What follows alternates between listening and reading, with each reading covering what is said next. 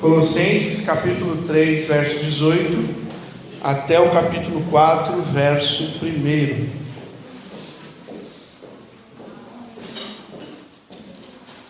Diz assim a palavra do Senhor, nosso Deus: Mulheres, sujeite-se cada uma a seu marido, como convém a quem está no Senhor. Maridos, ame cada um a sua mulher, e não a tratem com amargura. Filhos, obedeçam seus pais em tudo, pois isso agrada ao Senhor. Pais, não irritem seus filhos, para que eles não desanimem. Escravos, obedeçam em tudo a seus senhores terrenos, não somente para agradá-los quando eles estão observando, mas com sinceridade de coração, pelo fato de vocês temerem o Senhor. Tudo o que fizerem, façam de todo o coração, como para o Senhor e não para os homens, sabendo que receberão do Senhor a recompensa da herança. É a Cristo, o Senhor, que vocês estão servindo. Quem cometer injustiça, receberá de volta injustiça, e não haverá exceção para ninguém. Senhores, deem aos seus escravos o que é justo e direito, sabendo que vocês também têm um Senhor nos céus. Oremos mais uma vez. Obrigado, Senhor, por esta noite. Obrigado pela Tua palavra, que ela é viva e eficaz. Ela sempre faz, ó Deus, o que o Senhor determina.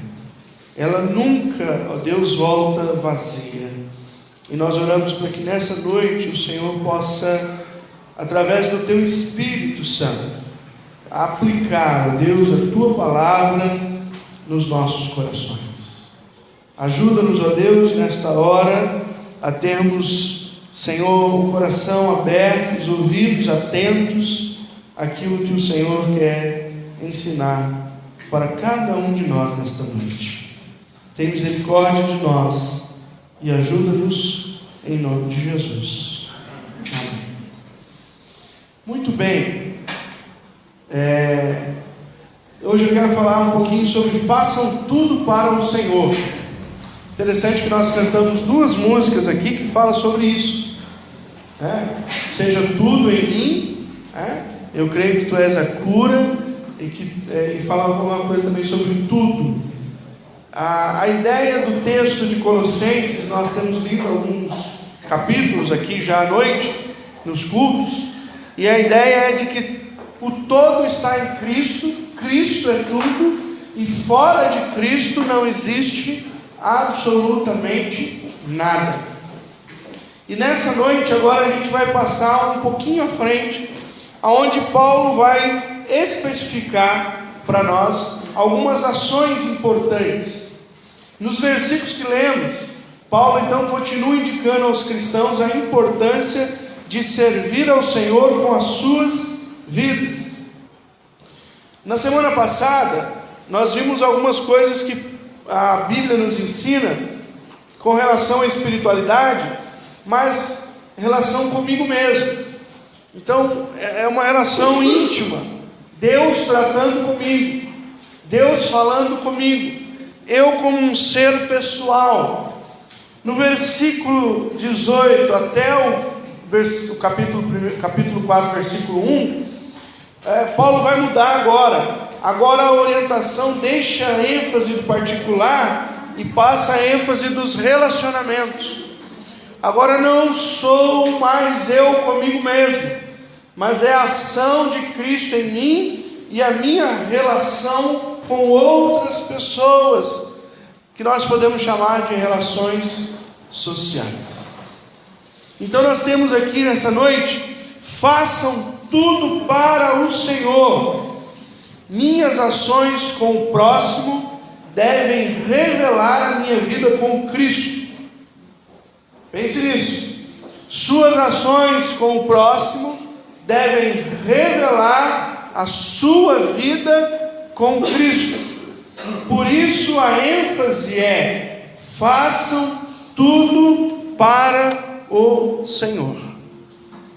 Quando eu olho para o próximo e ajo em favor do próximo, mas entendo que estou fazendo para Deus, então eu entendi qual é a vontade de Deus para a minha vida espiritual.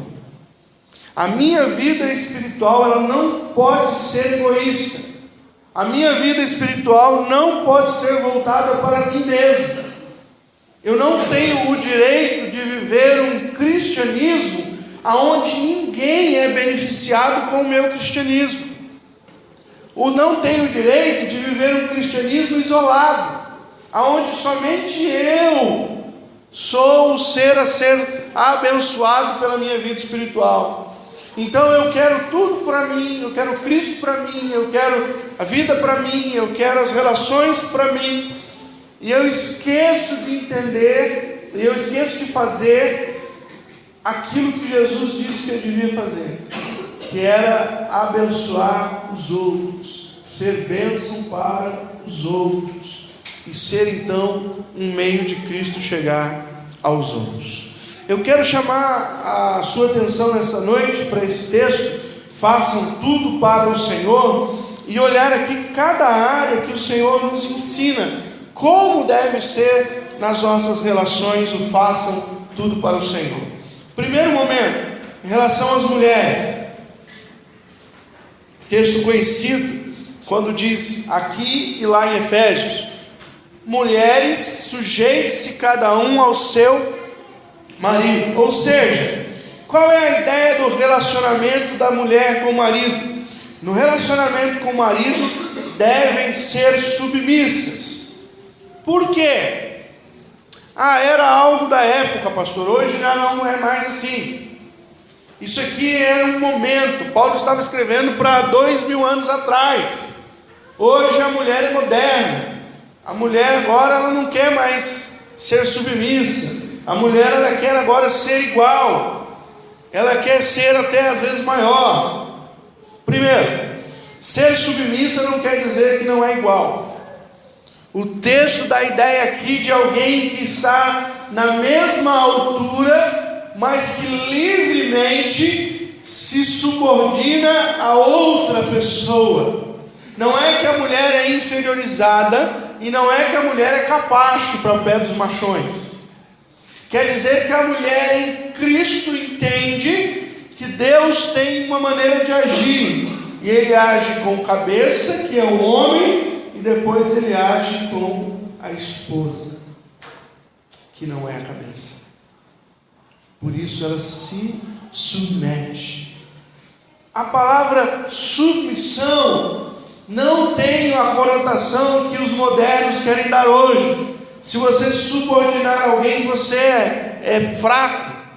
Se você for submissa a alguém, você é tolo. Não, a ideia de submissão para as mulheres é: eu reconheço que Deus está na minha vida, e que na figura do meu marido, Ele vai instruir a nossa casa. E a mulher tem o papel de fazer o marido entender essa relação dele com Deus. Quando ela diz: olha, eu confio em você, ela dá uma responsabilidade para o marido. Ela reconhece a responsabilidade da vida do marido. E por que ser submissa? Simples: por causa de estarem em Cristo. O texto é muito claro: sujeite-se cada um ao seu marido, como convém a quem está no Senhor.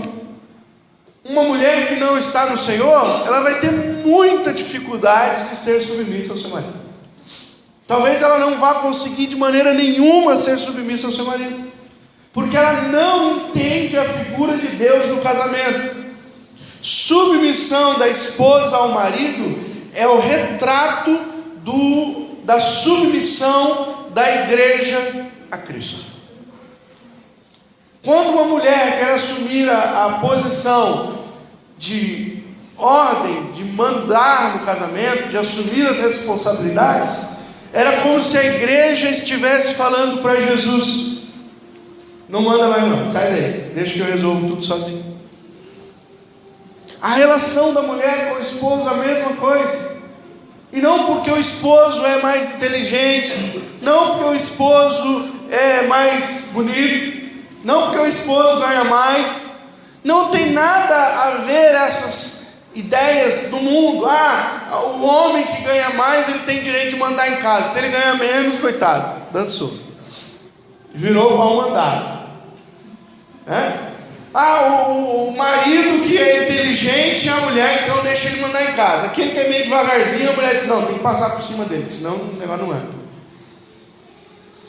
Essas são interpretações erradas de alguém que não está olhando para o contexto espiritual, está vendo outras coisas, está vendo fatores mecânicos, fatores atuais, fatores econômicos, mas está esquecendo o maior fator. Deus instituiu o homem, criou o homem, e depois ele criou a mulher, no sentido de dizer: você, caboclo, vai ser responsável por tudo, e eu vou cobrar de você, e ela vai se subordinar a você.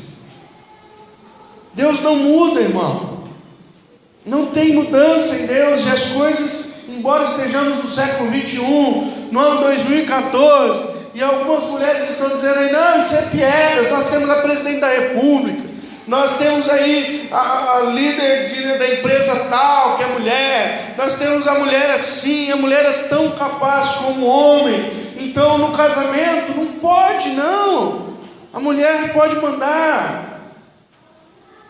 Se a mulher quiser medir força com o marido, ela está indo contra a vontade de Deus para a vida dela, e ela está destruindo o seu marido, porque ela está tirando a autoridade que Deus deu para ele. Ela está tirando. Quando ela diz: você não faz, eu faço, você não assume, eu assumo, ela está dizendo para ele: você não precisa mandar aqui não, você não precisa ser líder aqui não, deixa que eu faço.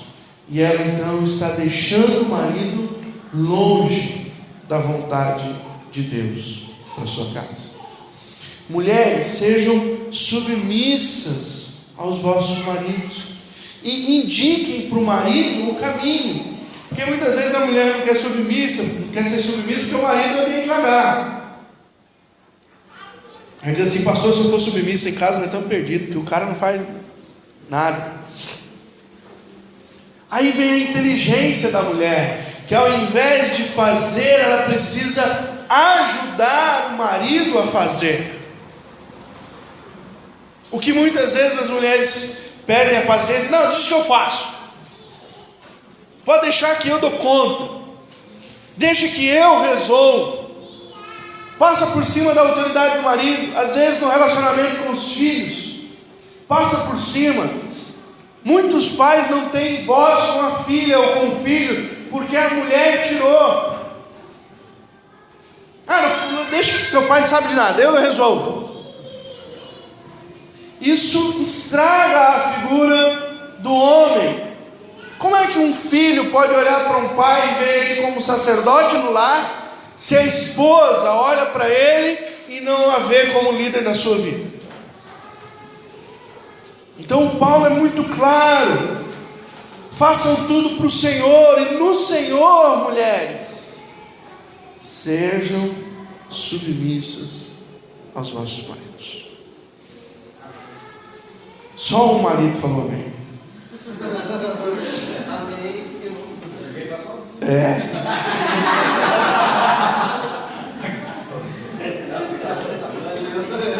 No versículo 19,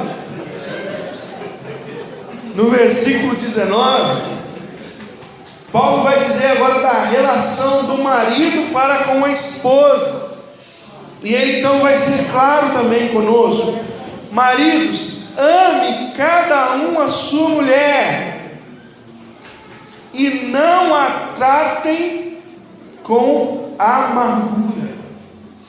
Numa outra versão, a palavra amargura é traduzida por não a tratem asperamente. No relacionamento com as mulheres, os maridos devem amá-las e não tratá-las asperamente, com truculência, com o jeito machista. O que muitas vezes atrapalha na relação marido-mulher é que o marido não sabe ganhar a autoridade da esposa e ele então quer impor a autoridade sobre a esposa. E aí o que muitas vezes dá errado é porque nós, maridos, menosprezamos a mulher para dizer, ó, que quem manda sou eu. Eu que sei. Sou eu, o galo que canta aqui nessa casa sou eu. Filhinho, mas sou eu. E aí a gente, como marido, às vezes tenta assumir uma postura que a gente quer ganhar na força, ao invés de fazer a esposa entender que o pior papel é o nosso, que o papel de quem representa Jesus é o nosso. O amor do marido à esposa é retrato do amor de Cristo pela igreja. O papel quase impossível é o do homem. E o que nós precisamos? Nós precisamos agir da maneira como Cristo age. A referência não é o século 21 e nem o que o meu pai ensinou ou o que veio de gerações passadas. Eu já ouvi história de pessoas mais antigas, né? Diz que o marido chegava em casa, aí o que ele faz? Ele sentava no sofá, a mulher tirava o sapato do pé do cara, trazia uma bacia com água e lavava aqueles pezinhos limpos, cheirosos, fazia janta e trazia no colo do bonitão. Depois preparava o banho do caboclo. Não é?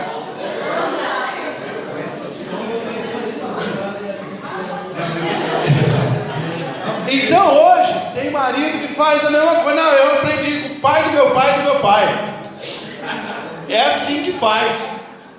Sem vergonha. Vai aprender na Bíblia. A responsabilidade do homem não é dizer, eu mando e as mulheres fazem o que eu mando. Não. O marido precisa ensinar muito mais com a sua ação do que com a sua palavra. O marido precisa ensinar muito mais com o exemplo do que com a determinação. Então, marido, quando você lava uma louça para sua esposa, você não está perdendo a autoridade, não. Você está mostrando para ela que você a ama tanto que você é capaz de meter a mão naquela água gelada no inverno. Entendeu? Quando você lava uma roupa, quando você faz um almoço, quando você se dispõe para abençoar a sua esposa nos serviços domésticos, você não perdeu a sua masculinidade. Eu perdi a minha autoridade porque eu assumi o lugar dela. Não, você está mostrando como é alguém que tem autoridade. Nós temos dois tipos de pessoas que mostram autoridade. Um é o autoritário. Ele não tem exemplo, ele tem pulso. Então é aquele cara, faça o que eu falo, mas não faça o que eu faço. Essa é a pior liderança que existe. É alguém que quer mostrar com a força, mas não tem exemplo de vida. Qual era o exemplo de Jesus? Jesus, ele falava ou ele fazia? Quando ele queria ensinar alguma coisa para os seus discípulos, qual era a ação de Jesus? Chamava os seus discípulos e disse: vejam o que eu vou fazer, venham e façam comigo. Sabe qual é o grande problema hoje nos maridos? É que nós queremos ter a posição de liderança, mas nós não queremos assumir as encrencas de ser um líder. Então eu sou o líder da casa. Aí surgiu um zucuzura lá, um bagulho no meio dos filhos lá, um sarapatel. Mulher, resolve. Eu sou o líder. Que líder? Você é um banana. Você está querendo fugir do problema e está jogando sua mulher para resolver o problema. Não, eu mando. Não, você não manda. Você faz. Você executa. Você mostra como é. Maridos, no relacionamento com sua mulher, você deve amá-la e tratá-la para que ela não tenha amargura, para que ela não viva em amargura, para que ela tenha prazer em viver com alguém que é um líder amoroso, que é um líder prestativo. Gente, esses dias eu não sei quem que contou para mim que uma pessoa que está no terceiro ou quarto filho, acho que o terceiro filho, o cara não troca a fralda da criança. A criança faz cocô e diz: mulher, fez cocô. Ela faz xixi. Fez xixi. Pilantra. Né? Tem nojo. E não tem nojo do dele, que é pior do que o da criança. Isso é o que? É impotência. O cara não sabe, o cara fica travado de fazer algumas coisas. E aí o que ele faz? Chama a mulher para socorrer. Eu sou o líder, eu mando. Não é esse tipo de liderança que Jesus quer de nós maridos. A liderança de nós maridos é auxiliá-las, tratá-las ao ponto onde elas não vão ter nenhum problema em dizer para nós: o meu marido é um bom líder porque ele me ensina fazendo. Na área espiritual a mesma coisa. Tem marido que joga toda a responsabilidade espiritual da criação de filhos para a mulher. Ensina a menina aí, tem uma lição de escola dominical, senta lá e ensina ela. A tia da escola mandou lá decorar um versículo, vai lá decorar o versículo com a sua filha. E ele não senta com o filho. Ele não pode, ele vai perder tempo. É muito atarefado. Então manda. Queridos, muitas famílias têm sido destruídas porque nós maridos estamos querendo uma liderança onde a gente só quer mandar. A gente não quer servir como Jesus servia. E a ideia aqui de Paulo é o contrário. Marido, ame a sua esposa. Como é que você ama a sua esposa? Não adianta você escrever no WhatsApp para ela: eu amo você. É bom também, mas não é só isso.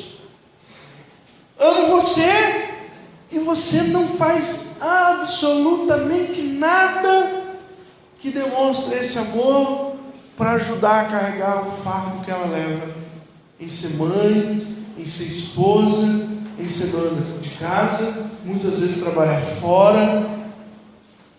O cara senta lá e fica assistindo Big Brother Brasil, Jornal das 6, das 7, das 8, e a mulher fica camelando. Já camelou o dia inteiro e camela um pouco mais dentro de casa. Mas ele é o marido, ele é o líder, ele é o cara. Ele não pode fazer isso.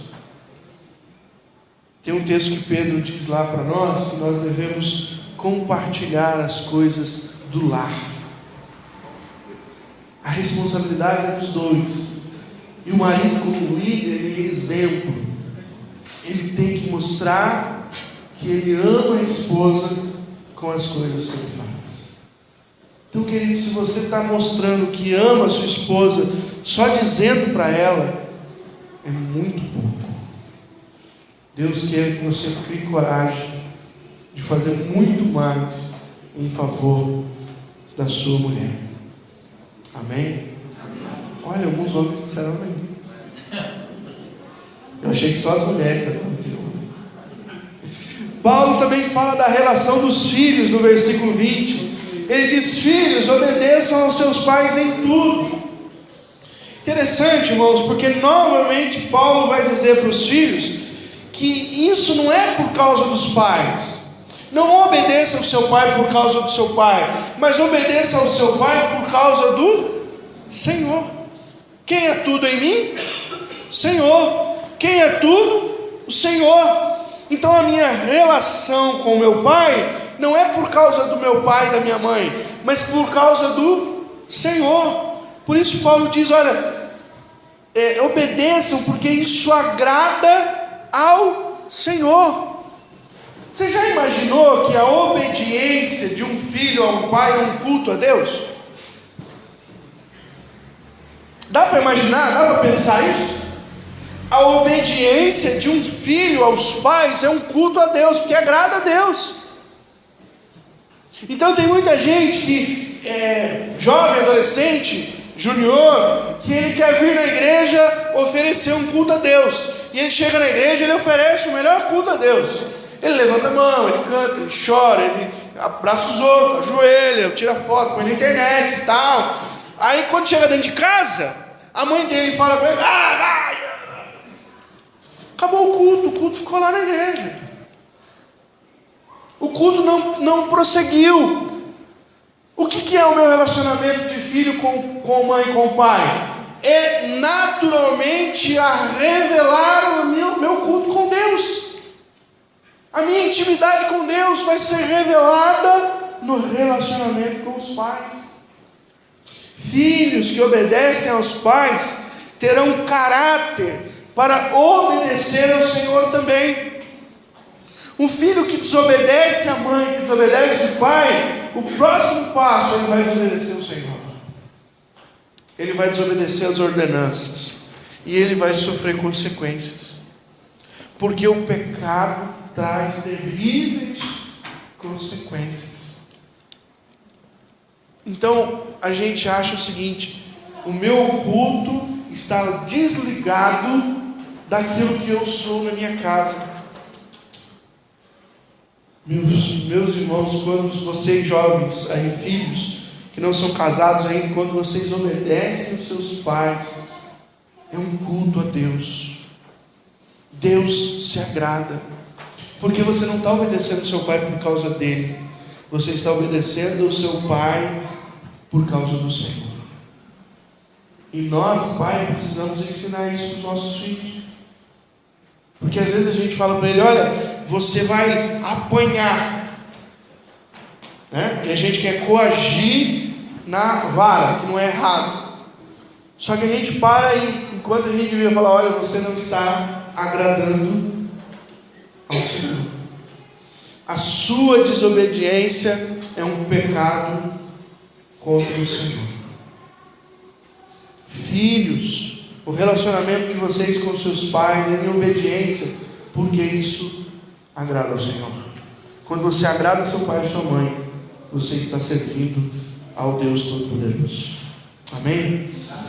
Versículo 21. Pais, não irritem seus filhos, para que eles não se desanimem. No relacionamento com os filhos, o não irritem, para que eles não se desanimem, quer dizer que você, pai, deve compreender as características pessoais dos seus filhos e respeitá-las, sem fazer com que ele ou ela, né, seja menino ou menina, seja oprimido, fazendo o que não é característica sua. Vou tentar explicar isso aqui com um exemplo. Jacó e Esaú. Quem eram? Jacó e Esaú, quem conhece? Alguém conheceu? Irmãos, gêmeos. Um nasceu na frente, outro nasceu depois, empurrou a mão lá para frente, dá uma bagunça no ventre lá. Mas eram do mesmo ventre, do mesmo pai, da mesma mãe. Esaú era o quê? Caçador, homem forte, valente, peludo, né? E Jacó? Lisinho, cozinheiro. Cara, cozinheiro. O cara ia caçar e o outro ficava na cozinha. Já pensou o bullying que ele sofria? Ei, Jacó, sei não, hein? Cozinha é negócio de mulherzinha, hein?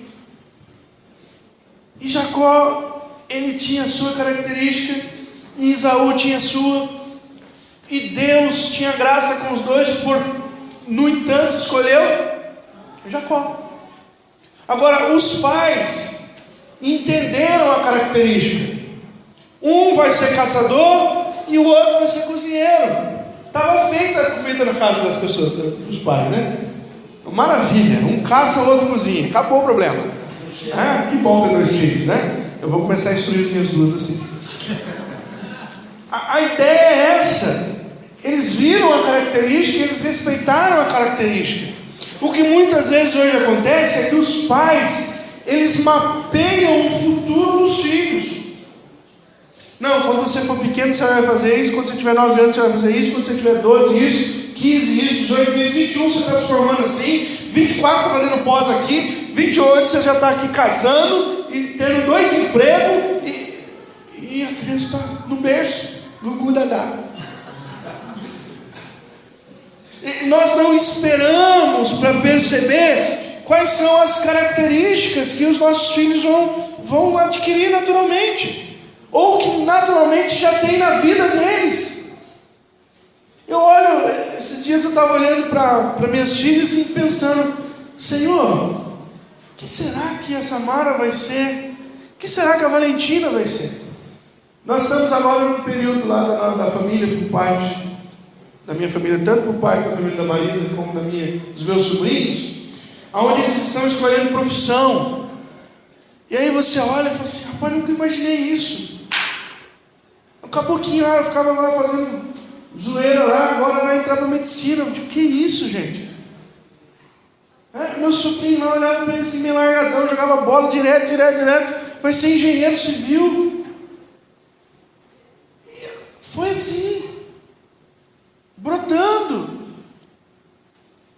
Respeite o teu filho, respeite as características que ele tem, respeite as formas como ele faz as coisas, para que eles não desanimem.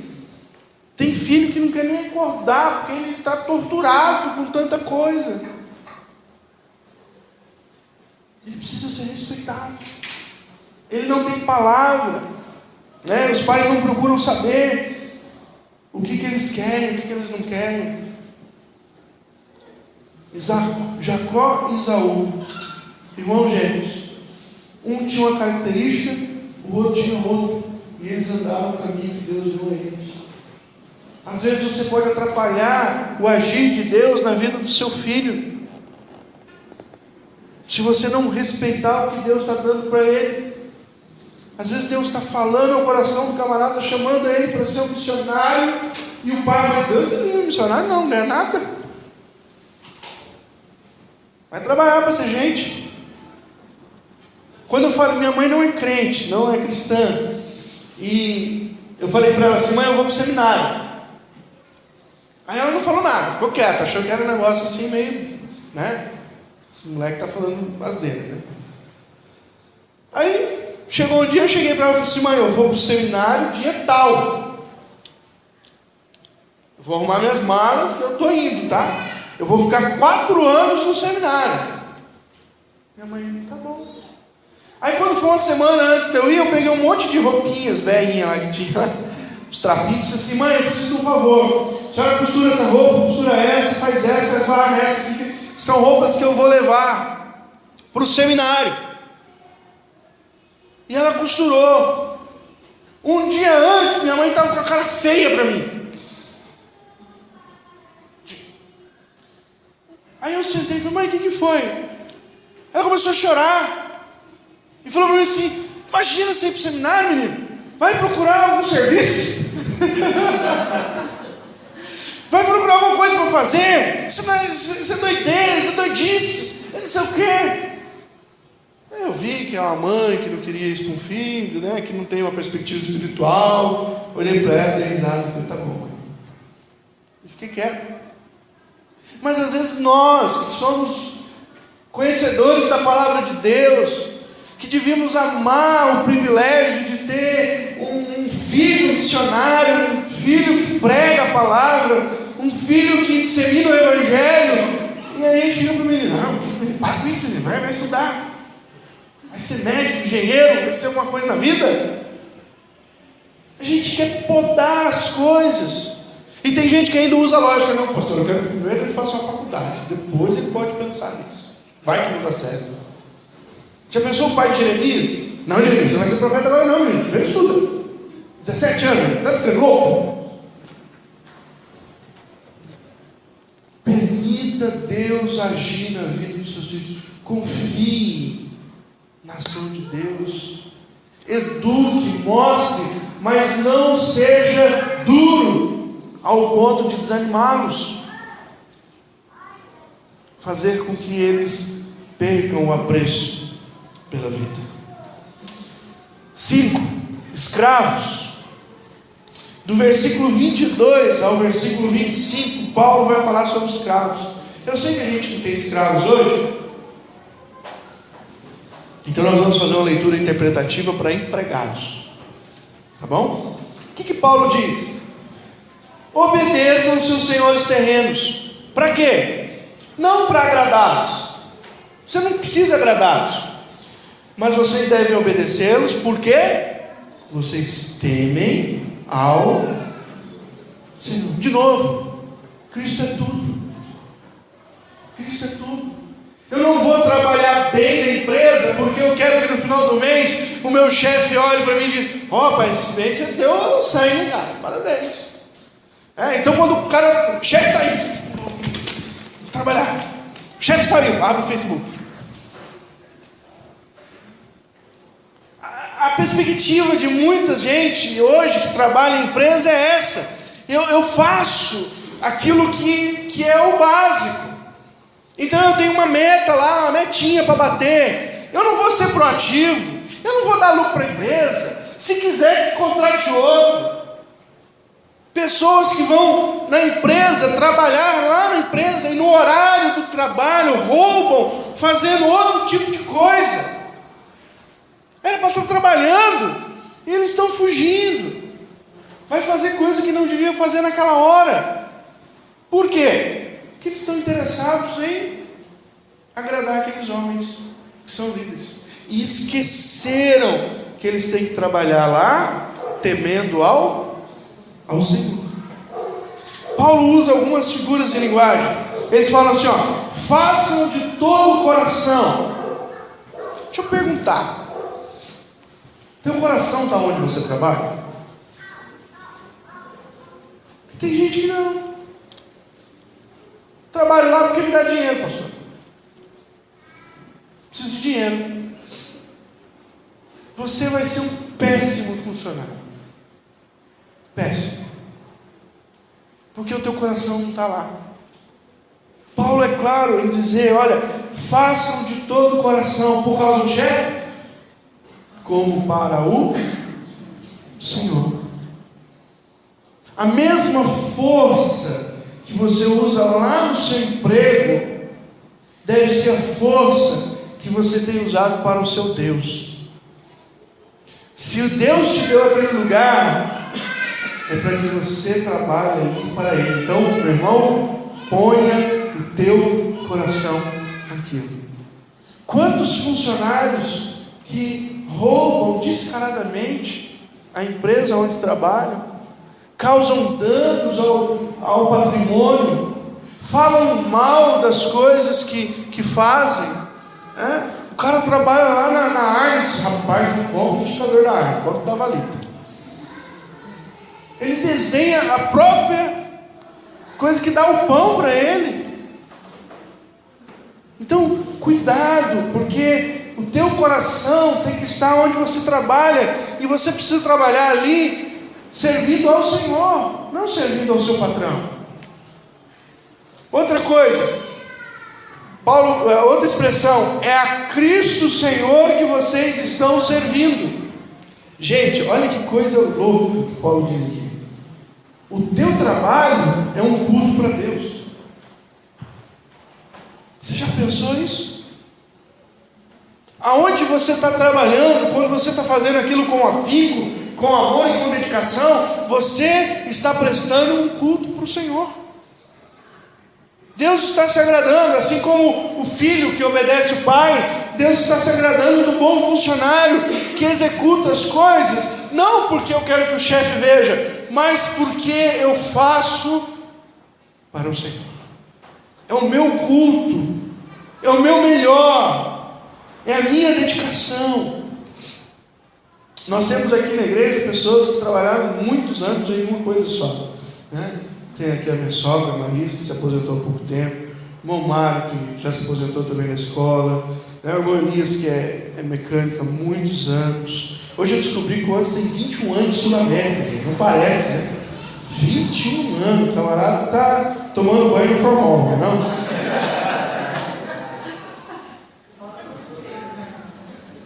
Então, são pessoas que estão dizendo assim, olha, eu gosto, porque, meu, os caras ficam 21 anos no lugar torturando, 40 e quanto? 37 anos. O irmão Mário dando aula, bom, vou perguntar, não tem gente aqui que foi seu aluno. Como? O teu trabalho é um culto, como que você se porta lá no seu trabalho? É para o Senhor? Ah, não, porque no meio do fim do mês, lá dia 5, cai um cascai na conta. Então não serve, não está sendo um culto. Agora Paulo está dizendo isso aqui, gente, para escravo, que não caía cascalho dia 5 na conta.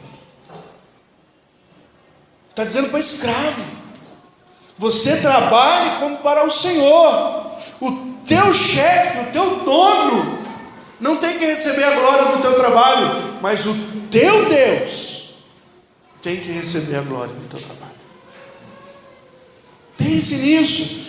A tua vida espiritual no relacionamento é mostrada.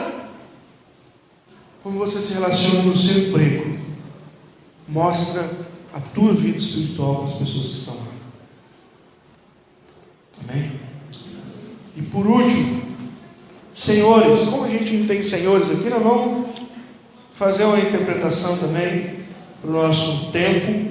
Empresários, donos de lugares, são empregadores de pessoas, né? Senhores, sejam justos aos seus servos. Por quê? Se você é justo com esse camarada, por quê? Porque no céu vocês têm um Senhor também. Então aqui, fica esperto. Fica esperto da maneira como você está tratando o seu empregado. Porque se você está sendo injusto com ele, Deus pode ser injusto com você. Lembra da oração do Pai Nosso? Senhor, perdoa os nossos pecados, assim como nós temos perdoado os nossos devedores, né? Aqueles que pecam contra nós. Quer dizer, é uma regra básica. Deus, olha, o Senhor dá-me aqui e eu aqui faço a mesma coisa. A ideia aqui do empregador é a mesma coisa. Você quer a justiça de Deus sobre a sua vida? Seja justo. Se você está sendo injusto com aquele que trabalha para você, não queira a justiça de Deus. Se você tem autoridade sobre pessoas, seja justo com essas pessoas. Às vezes você não é empresário, mas você tem um cargo na empresa, onde pessoas trabalham ali junto com você, na sua subordinação, na sua supervisão, melhor dizendo. Você precisa ser justo com essas pessoas. Às vezes você quer tratar algum melhor do que o outro, porque eu gosto mais desse do que aquele, porque aquele corintiano eu não gosta, então eu vou melhorar isso aqui e tal. Não. Deus quer que você use de justiça. Por quê? Porque vai expressar o teu relacionamento com o teu Deus. Aí você diz, não, eu sou cristão, eu tenho aprendido de Jesus. E use de justiça com aqueles que estão sob a sua autoridade. Qual é o exemplo? Você está dizendo uma coisa, está fazendo outra. De novo, Jesus Cristo é tudo. Façam tudo para o Senhor. O empregador olha para o empregado e diz: eu vou ser justo com ele, porque eu quero ser justo para com meu Deus. O empregador olha para o que emprega e diz, o empregado olha para o empregador e diz: eu vou trabalhar muito aqui, porque o meu trabalho vai ser um culto para o meu Senhor.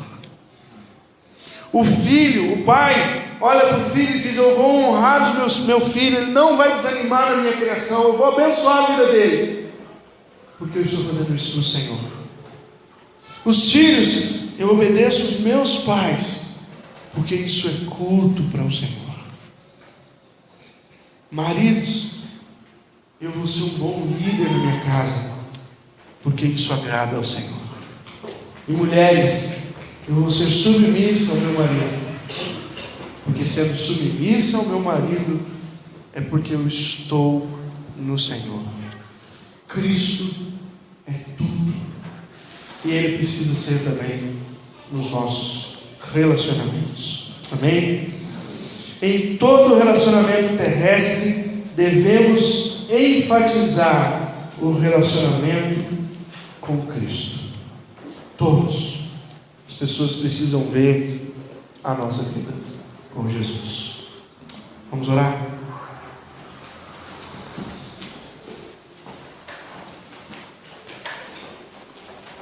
Senhor, obrigado porque a Tua palavra em Colossenses nos mostra a centralidade de Jesus. Jesus é tudo e fora de Cristo não existe nada. E nesta noite, Senhor, nós queremos Te louvar porque o Senhor nos ensina que os nossos relacionamentos, eles são frutos, ó Deus, do nosso relacionamento contigo. O meu relacionamento com os que me cercam, aonde trabalho, ó Deus, aqueles que estão ao redor da família, tudo isso, Senhor, é fruto do relacionamento que eu tenho contigo. E eu peço a Deus que o Senhor nos ajude naquilo que nós temos errado, Pai, para que a gente possa repensar mediante essa palavra e compreender que o Senhor é Deus sobre as nossas vidas, o Senhor é tudo para nós, e nós devemos servir aos outros, amar os outros, fazendo isso culto ao Senhor. Ajuda, Senhor, a minha vida, a vida dos meus irmãos, a realmente compreendermos isso para a Tua honra e para a Tua glória. É o que nós oramos nesta noite, em nome de Jesus.